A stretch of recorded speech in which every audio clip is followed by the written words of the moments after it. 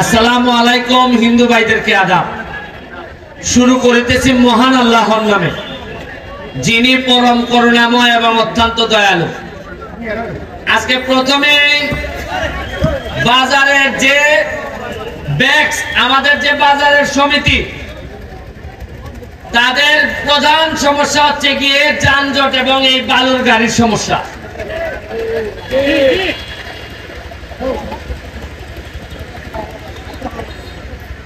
আজকে আমরা এইখানে সবাই উপস্থিত, শুধুমাত্র আমাদের মাননীয় পৌরসভার চেয়ারম্যান এখানে উপস্থিত না।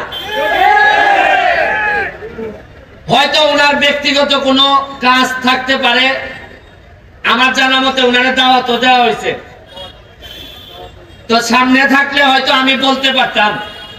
সামনে যেহেতু নাই, আপনাদের মাধ্যমে ওনারে আমি একটা জিনিস জিজ্ঞেস করব, উনি যেন সবার সামনে এই জিনিসটার উত্তর দেয়।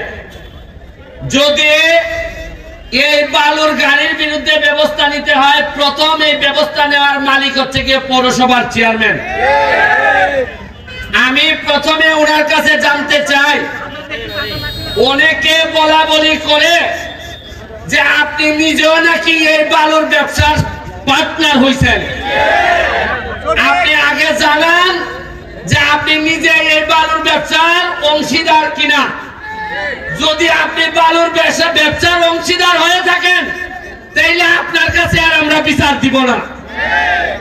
আর যদি না হয়ে থাকেন, তাইলে এই বালু যে আমাদের এই বাজারটারে একেবারে ভাগারে পরিণত করছে, এইটার ব্যাপারে আপনি কি ব্যবস্থা নেবেন, আমাদেরকে প্রয়োজন হলে লাগাবেন, এইটার জন্য আপনি কি করবেন এটা জনসমক্ষে জানাবেন।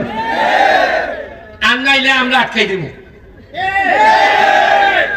আমার হলো গিয়া, আমি এলাম গিয়া এপিলেট ডিভিশন পৌরসভা উপজেলা চেয়ারম্যান। তারা যদি কোনো ভুল করেন, আমি ওভারটার্ম মারার ক্ষমতা আমার আছে। আমি টাইম মারলাম, যদি উত্তর দিতে না পারেন তাহলে আমি ওভারটার্ম মারবো।